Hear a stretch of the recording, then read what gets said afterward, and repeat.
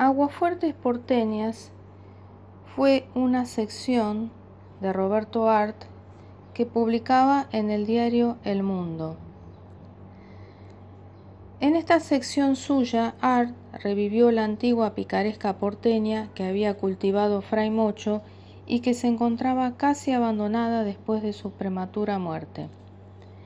Uno a uno fue trazando afilados e irónicos relatos de personajes fácilmente reconocibles y también hacía análisis informales sobre ciertos aspectos de la condición humana como los celos, la sinceridad, la simpatía o la honradez.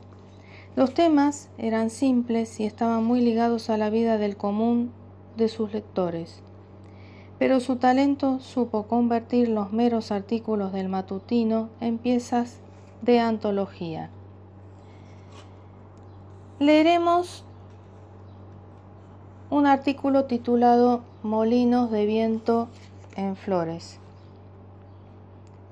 Hoy, callejeando por Flores, entre dos chalets de estilo colonial, tras una tapia en un terreno profundo, erizado de cinas, he visto un molino de viento desmochado, uno de esos molinos de viento antiguos, de recia armazón de hierro oxidada profundamente.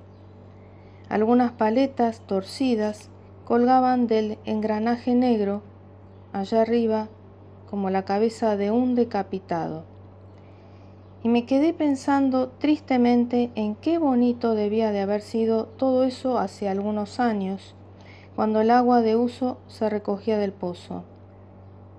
¿Cuántos han pasado desde entonces?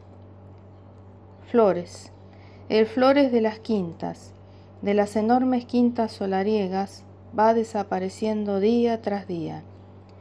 Los únicos aljibes que se ven son de camuflaje y se les advierte en el patio de chalecitos que ocupan el espacio de un pañuelo. Así vive la gente hoy día. Qué lindo, qué espacioso que era Flores antes.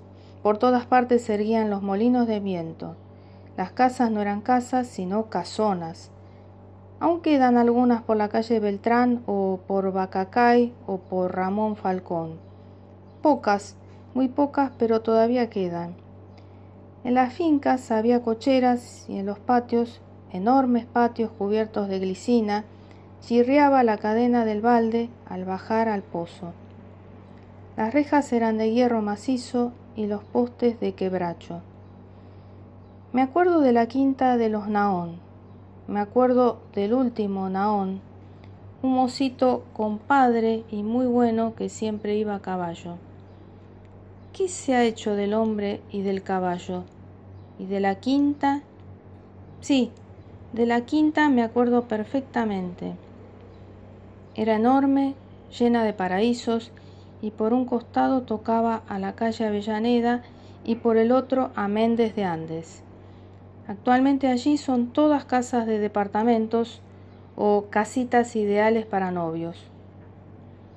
Y la manzana situada entre Yerbal, Bacacay, Bogotá y Beltrán, aquello era un bosque de eucaliptos, como ciertos parajes de Ramos Mejía, aunque también Ramos Mejía se está infectando de modernismo. La tierra entonces no valía nada, y si valía, el dinero carecía de importancia. La gente disponía para sus caballos del espacio que hoy compra una compañía para fabricar un barrio de casas baratas. La prueba está en Rivadavia, entre Caballito y Donato Álvarez.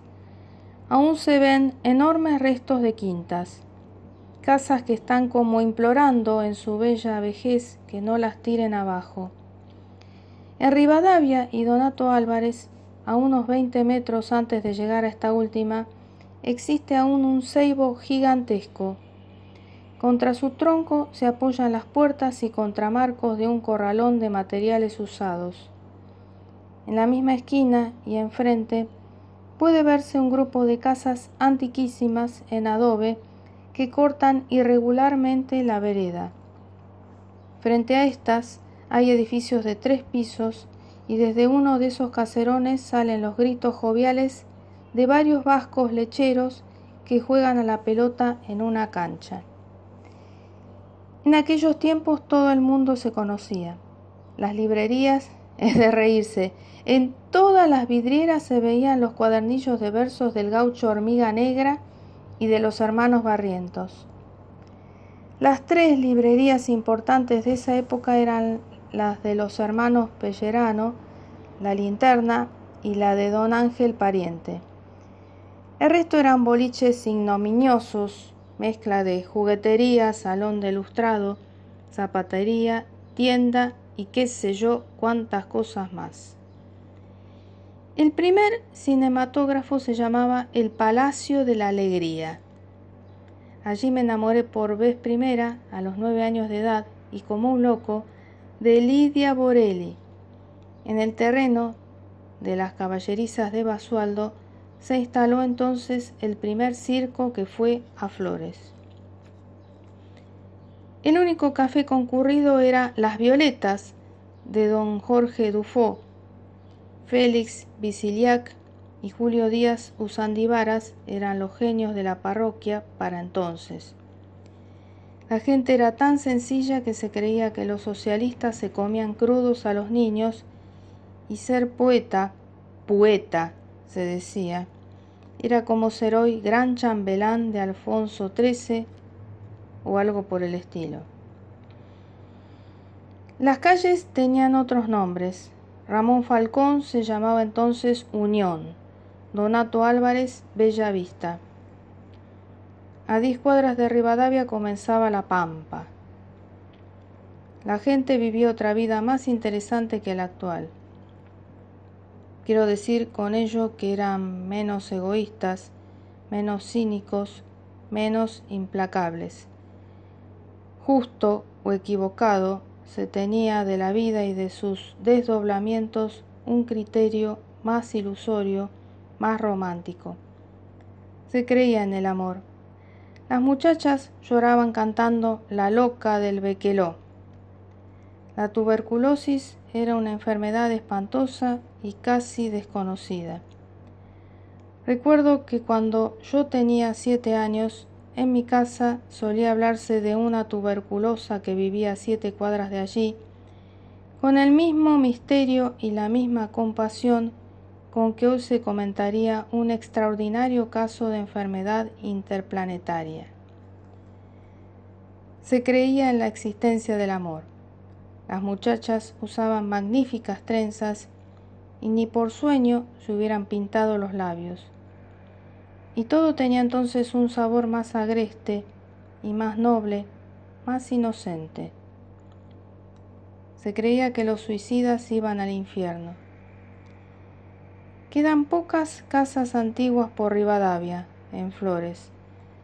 Entre Lautaro y Membrillar se pueden contar 5 edificios, pintados de rojo, de celeste o amarillo.